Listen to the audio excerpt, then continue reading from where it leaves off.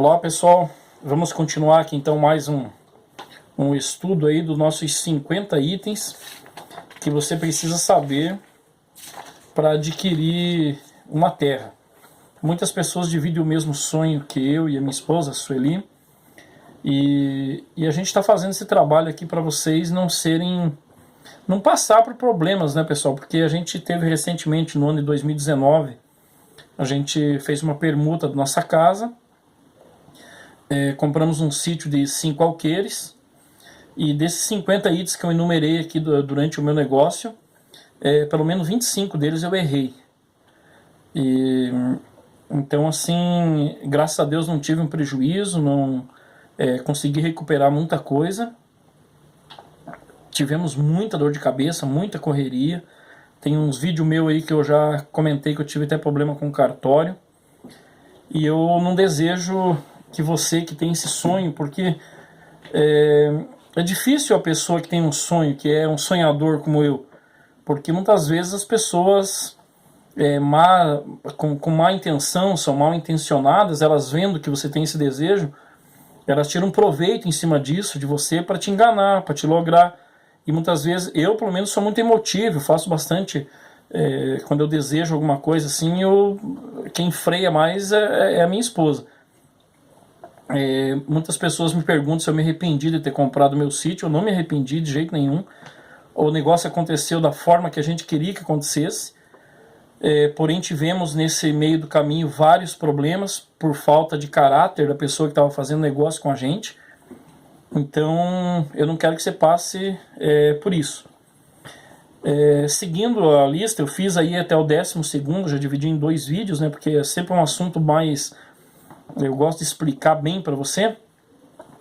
Inclusive até postei já essa lista que eu fiz aí numa publicação no YouTube, que para você que quer, vamos dizer assim, acelerar esse processo de aprendizado, você pode pegar a lista, ler e tirar a sua conclusão dessa lista. Mas eu vou continuar explicando porque tem pessoas que estão acompanhando e desejam que eu faça em vídeo. Então eu vou continuar essa série de vídeo até os 50 itens. E eu pro futuro eu vou fazer também os 50 itens que, no caso aqui, são um pouco negativos, né, para você ir para o campo. Mas eu quero fazer os 50 itens que para você tomar a decisão de ir para o campo, de não ficar na cidade. Olha, eu vou te dar 50 motivos para você abandonar a cidade, para você largar tudo que você possui e ir para o campo, começar uma vida nem que seja do zero, e continuar, porque o que a gente vive na cidade grande, pessoal, não é vida, sabe? Ainda que de repente você ganhe dinheiro, e olha que eu sou mestre de obra, a gente não tem um salário tão baixo, a minha esposa também trabalha, mas a cidade, gente, é escravidão moderna. Eu chamo isso de escravidão moderna. No passado, é por isso que o meu vídeo fica longo, que eu começo a pegar um assunto e vou abrindo caminho para outro, né? Então, mas eu vou explanar um pouquinho sobre esse negócio da escravidão moderna, que eu muitas vezes comento com as pessoas que conversam comigo, que no passado as pessoas escravizavam somente os negros. E eles acharam uma maneira de escravizar tanto o negro, quanto o branco, quanto o chinês, o japonês. Acabou todo mundo. Agora é uma escravidão entre o que tem poder e o que não tem poder, entre aquele que manda e aquele que é mandado. No passado, o escravo tinha comida, tinha senzala, ainda que fosse tudo precário, passava por, muitas vezes, até por castigos, né, físicos e problemas que quem conhece a escravidão sabe melhor do que eu, não tenho muito estudo, mas eu vejo que hoje a gente trabalha assim, a gente trabalha para pagar prestação de casa, quem não conseguiu a casa própria paga aluguel, ou então está devendo lá para a Caixa Econômica 25 anos de uma prestação de um apartamento, de uma casa que é minúscula, mal e mal cabe você. Esse programa Minha Casa Minha Vida que a gente construiu aí, as casinhas são 36, 42, 50 metros quadrados. Pessoal, é o banheiro do rico. Nós, pobres, porque eu sou mestre de obra, eu trabalho para empresas e as minhas obras são a maioria de alto padrão. Pessoal, os 50 metros quadrados que Nós moramos ali pagando 25 anos, é o banheiro da casa do rico. Eu já fiz banheiro de 50 metros quadrados com hidromassagem que cabe 10 pessoas dentro. Então, esse é um dos motivos para você abandonar realmente a cidade e ir para o campo, para você ter uma certa liberdade. Por mais que, claro, tem mil tipos de problema para você enfrentar no campo também, mas eu acredito que você se torna uma pessoa mais livre, você vive com o teu espírito mais livre do que esse negócio de acordar às 6 da manhã aqui e chegar em casa 8 ou 9 horas da noite. Todo o dinheiro que você ganha, você empata para pagar a casa, para pagar aluguel, para pagar a luz, para pagar a água, para pagar a internet, para gastar com a compra. Às vezes tu ganha 2, já fica devendo mais 1.000 para outro mês e assim por diante. Tá bom, pessoal? Então, mas isso aí vai dar muito vídeo ainda, porque tem muita coisa para ser falado para você. Pessoal, então, seguindo aqui o 13º item, é o recibo de inscrição do imóvel rural, o CAR, que é o Cadastro do Ambiente Rural, ou então a reserva ambiental. Isso é muito importante quando você for ver a tua terra, que aqui, pelo menos aqui no sul, no Paraná, acredito que Santa Catarina, Rio Grande do Sul, São Paulo, deve ser essa média, talvez até aí, Mato Grosso, Minas Gerais. 20% da terra que você compra tem que ter uma reserva legal. Então, se você comprar 10 alqueires, no caso de 10 alqueires, tem que ficar 2 alqueires de mata virgem, área preservada, a reserva legal tua. E isso é escriturado, é colocado nesse cadastro ambiental. Se você não tiver isso, você não consegue nem fazer um financiamento numa safra. Isso tem que apresentar no dia que você vai pegar o financiamento da safra. Eles consultam ali o CAR, se o teu nome está direitinho, se a tua propriedade está tudo direitinho. Então é muito importante isso aí. Mas eu estou comprando um alqueire de terra e é só terra de plantio, não tem um pezinho de árvore. Se ele tiver um registro em condomínio, vamos dizer que você está comprando um alqueire e é em condomínio com os outros 10, e dentro desses 10 existe a reserva legal, então você é dono também daquela reserva legal. Não quer dizer que você comprou um alqueire de terra e não tem nada em cima, mas se você tiver em condomínio, olhe bem assim, se você tiver em condomínio, você faz parte de uma matrícula maior e você está ali com a parte ideal de um alqueire. Então, daqueles 10 alqueires, tem 2 alqueires lá num canto que ninguém mexe, é reserva ambiental. Então, você faz parte disso, tu consegue.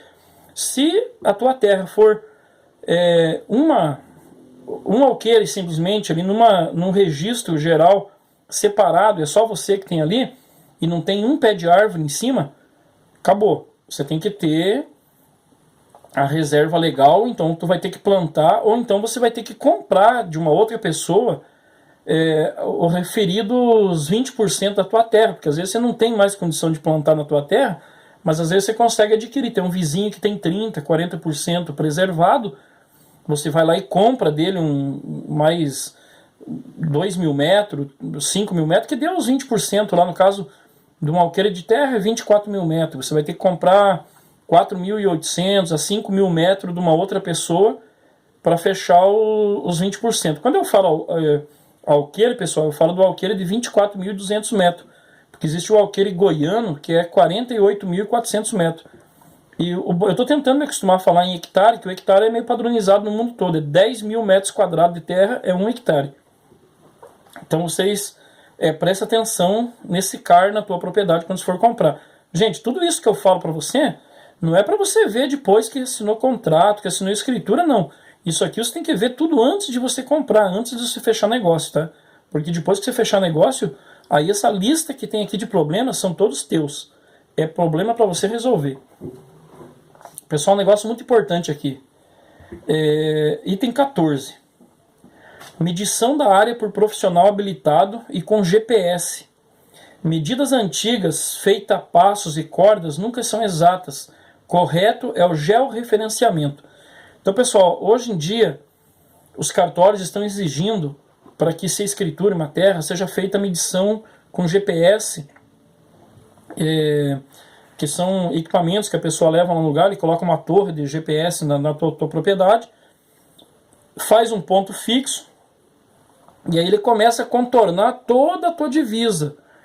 E isso vai tudo para um programa de computador, aquelas medidas, depois vem um mapinha. com todas as coordenadas, onde ele colocou o ponto aparece direitinho. Se um outro profissional quiser conferir aquelas medidas, quiser voltar no lugar para ver aonde que foi feita a estaca, quando foi medido, através do GPS, através ali das coordenadas, ele volta lá naquele mesmo ponto onde o cara colocou a medição dele, em cima da estaquinha, no pé da árvore, no meio do rio, aonde foi falado que é a divisa, outra pessoa consegue ir lá e medir novamente do mesmo jeito que o primeiro profissional mediu. Então, pessoal, contrate uma empresa agrimensor, né? São pessoas que trabalham com medições de terra. Tem que ter, eu até devia ter pegado aqui o nome certinho para falar para vocês. É uma pessoa que nem um engenheiro civil, que tem o CREA, eu esqueci o nome ali do órgão que ele tem, mas ele tem que ter o credenciamento direitinho, porque isso, pessoal, é de muita importância, porque é uma responsabilidade muito grande. Eu vou aqui falar para vocês o que aconteceu na nossa terra. Quando eu comprei a terra, a gente não tem experiência nenhuma. O cara foi lá e me mostrou, a tua terra vai lá naquele lugar e tal. Me mostrou tudo no olho. E 5 alqueires daqui, dali, aquela divisa lá. Pessoal, mas tudo assim, ó, falando, entendeu? Não existia um piquete marcado. Ó, a divisa aqui com esse vizinho aqui, essa carreira de eucalipto, tinha cerca no lugar, tudo direitinho. Lá no fundo, lá, as árvores, aqui onde tem essa fonte de água é a divisa, lá em cima, naquele coqueiro, é a divisa e tal. Pessoal, eu comprei algo e depois acabei recebendo outro totalmente diferente. Porque na hora que o cara me mostrou, a terra era bem maior, era grande. E depois, quando eu fui fazer a medição, ela diminuiu. Por quê? Porque eu tinha comprado 5 alqueires e eu tinha que pegar a posse dos 5 alqueires.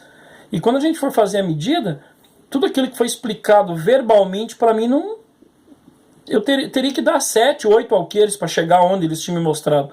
Por quê? Porque no passado, as pessoas compravam a terra e mediam tipo com corda. Quem aí já viveu na roça no passado aí, não tinha essa tecnologia de hoje. Então o pessoal media uma corda lá de 100 metros e ia medindo, aqui tem que dar tantos metros, 200 metros, então tinha uma corda lá com 50 metros, tinha que ir, e assim por diante, um ia com a foice na frente, abrindo as picadas, e daí chegava, olha, daí, às vezes nem fincava estaca, marcava um pinheiro, esse pinheiro aqui é a divisa, daí um lá no outro lado tinha um coqueiro lá, uma árvore diferente, essa aqui é a divisa, daí escrevia ali e tal, e mediam tudo a rumo, e na minha terra, o que aconteceu? Quando eu fui medir, como eu tinha que separar esses 5 alqueires de outros 25 que tinha, e tinha um senhor que tinha comprado 30 mil metros quadrados da mesma terra, e estava medido desse jeito. O proprietário da outra terra veio me falar, o seguinte, eu quero que, já que você vai medir a terra, você primeiro tem que medir a terra lá do primeiro vizinho lá, que eu desconfio que ele tem muita terra, pelo tanto que meu pai vendeu para ele. Eu acho que ele tem muita terra e a gente nunca fez algo assim bem certinho. O que aconteceu? A gente foi medir a terra, o homem tinha 30 mil metros quadrados. Quando a gente foi medir, ele estava com 35 mil, quase 36 mil metros quadrados de terra. E como que a gente vai mexer numa divisa que estava ali 20, 30 anos atrás? Se eu não tivesse contratado uma empresa, um profissional habilitado, eu tinha dado maior problema, pessoal, na medição do meu sítio. Por quê? Porque a pessoa não aceitava que aquela cerca fosse mexida. Tinha que descer a cerca 11 metros para baixo na terra dele, uma terra que ele plantou uma vida toda, uma terra ali que ele tirou pedra, que ele que destocou, ele arrancou pedra na mão lá, tudo, deixou a terra bonitinha para plantio, tudo. Aí de repente vem você lá, compra, olha, seguinte, vizinho, a minha terra é aqui.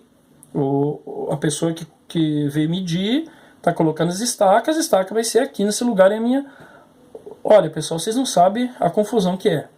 Então, cuide para isso não acontecer, porque muitas vezes você pode daí ficar com aquela pessoa, você vai morar naquele lugar, aquela pessoa vai ficar a vida inteira braba com você. No passado dava muita morte, né? As pessoas, por causa de 1 metro de cerca, acabavam se matando entre as pessoas da antiguidade, iam pro bar lá beber e de repente começavam a falar nas cercas, quando via se tacavam no facão, no tiro, por causa de 1 metro de cerca. O ser humano, infelizmente, é assim, gente. Então, e a pessoa que estava lá também não conseguiu entender. Graças a Deus que depois eu, com toda a calma possível, fui tentando. Chegou um dia eu até me estressei um pouco, porque nós medimos umas 3 vezes a terra dele, e ele queria que a terra fosse grande, e eu falei, olha, o senhor tem uma opção, o senhor pode contratar uma empresa igual eu contratei, e aí se tiver errado, se por acaso o meu agrimensor estiver fazendo errado aqui, a gente vai entrar na justiça contra ele, e a gente vai fazer com que ele pague o dano que ele está causando entre nós dois. Ele é uma empresa, e a gente entra na justiça e aciona ele, porque ele tem que ter responsabilidade no que faz. E isso eu acabei falando até pro próprio rapaz que estava medindo. Eu falei, cara, se por acaso você estiver fazendo errado a medição, você vai ter que assumir esse erro, entendeu? Porque você está causando um problema sério entre eu e um vizinho novo que eu gostaria de morar aqui muitos e muitos anos e ser amigo dele. Mas eu, com toda a calma, consegui passar por cima disso. Ficamos muito amigos desse vizinho. A gente morou 8 meses lá na terra. Ele acabou virando um dos melhores amigos meu. E graças a Deus deu tudo certo. O dia que a gente saiu de lá, gente, eu morei 25 anos em Curitiba, não teve um vizinho que chorou no dia que nós fizemos nossa mudança. Eu acho que eu era um mau vizinho, né? Em 8 meses que a gente morou no sítio, esse vizinho que a gente tinha dado problema com as divisas, chorou quase 1 hora na frente da nossa casa, querendo que a gente ficasse. Eu falava assim, não, vocês não vão embora, se for preciso eu ajudo vocês, eu dou um jeito de trazer comida para vocês, eu ajudo vocês, mas ele não entendia que o nosso motivo era maior, era diferente. A gente vai para onde o vento soprar, Deus é quem manda na nossa vida.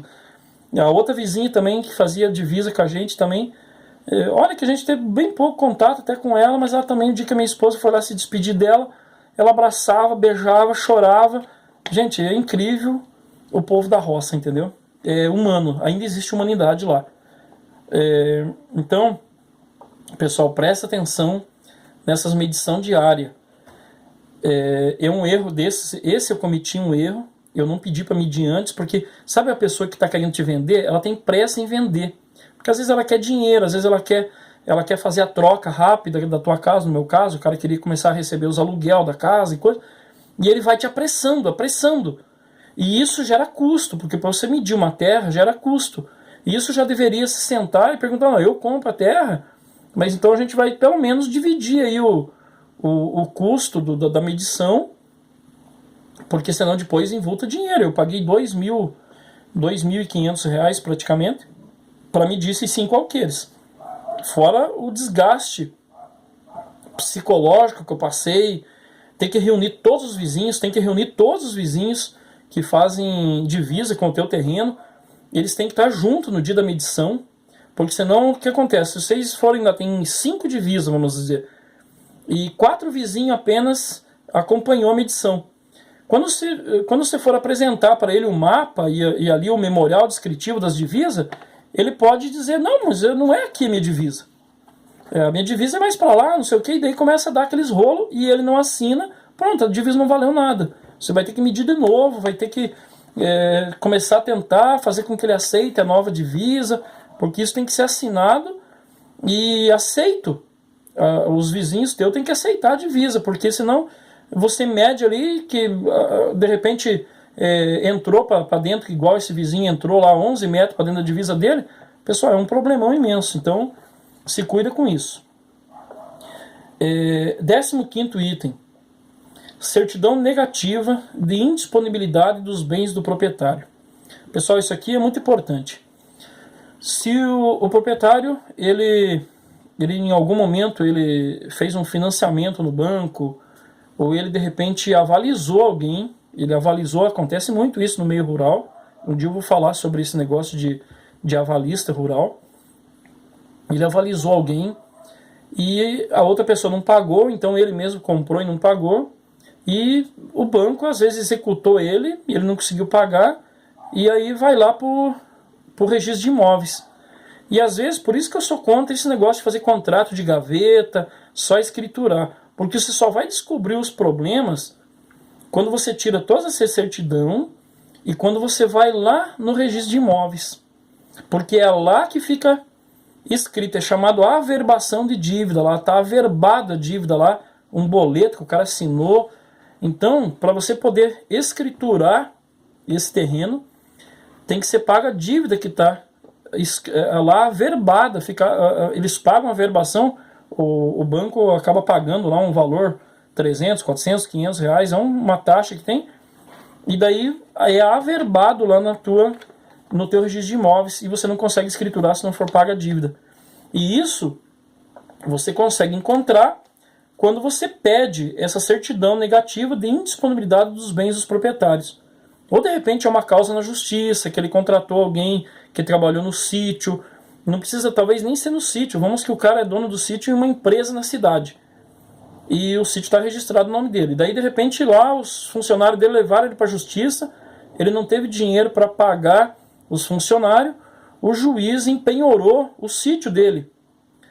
Porque de repente o sítio é a segunda morada. Vocês sabem que a penhora, quando você tem uma casa só, não importa o que você tenha de dívida na vida. A tua casa é um bem teu e ninguém pode empenhorar. É um bem impenhorável quando você tem apenas um imóvel.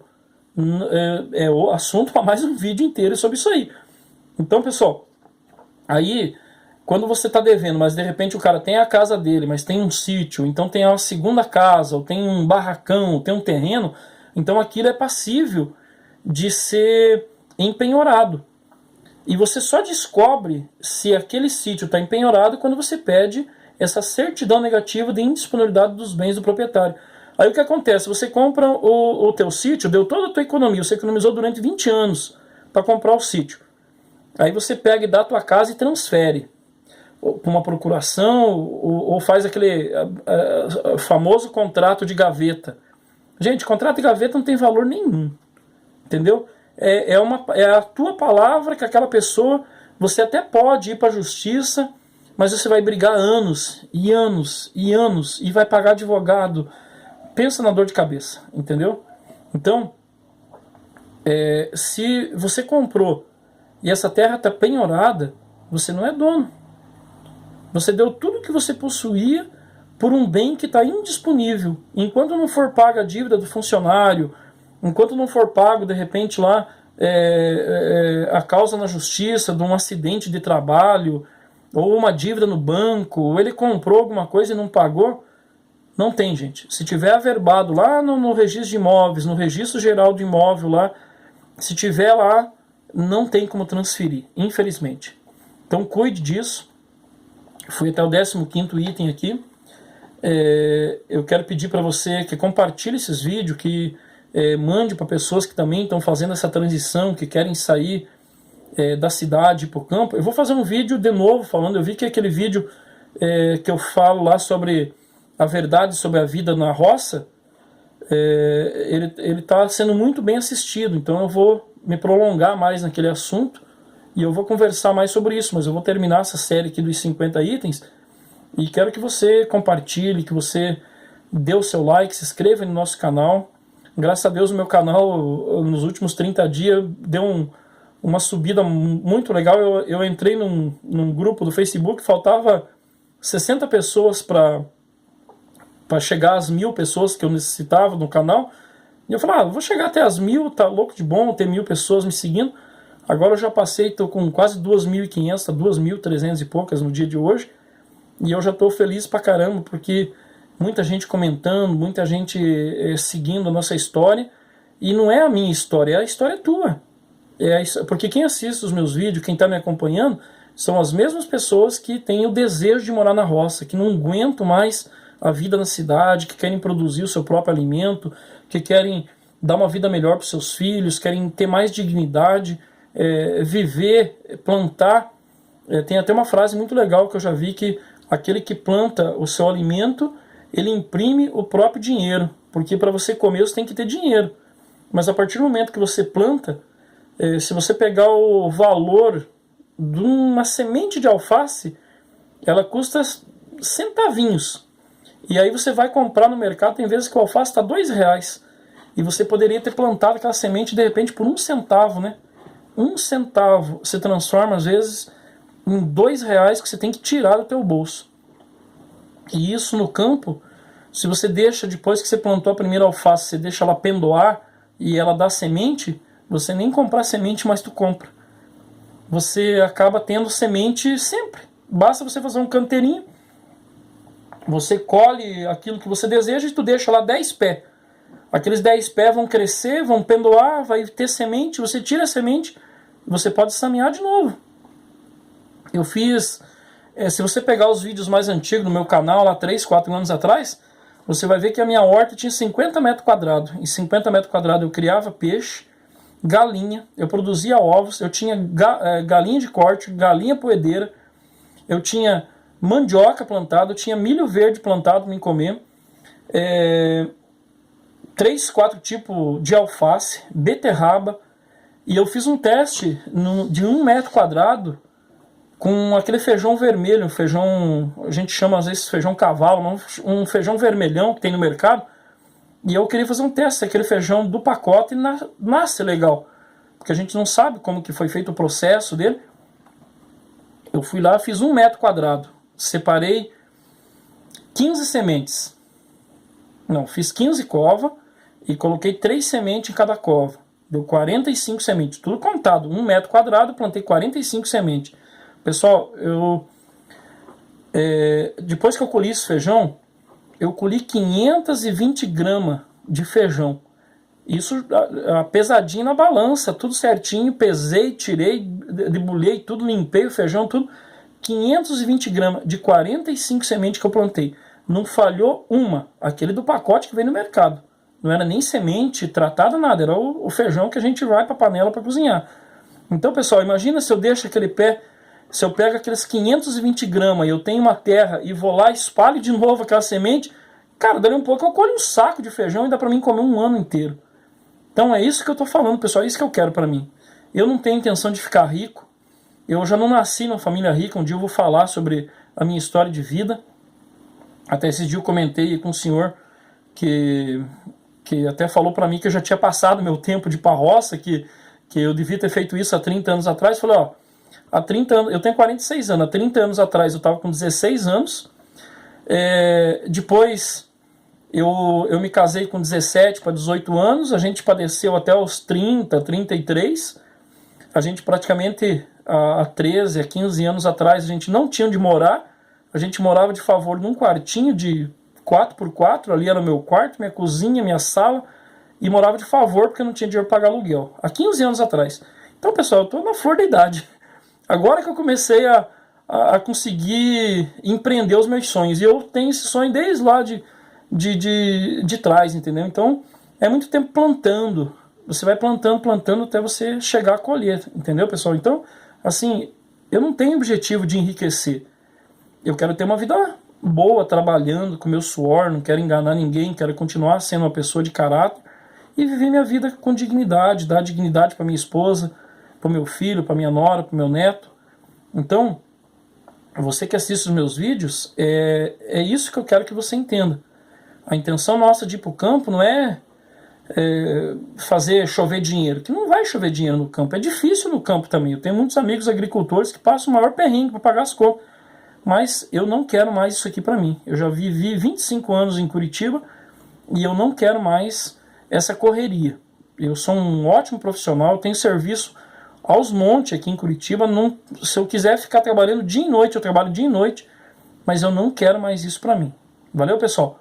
Ó, dá o seu like aí, se inscreve no canal e compartilha esses vídeos aí. Não esquece, hein? A hora que você for comprar terra, escute todos os meus vídeos primeiro.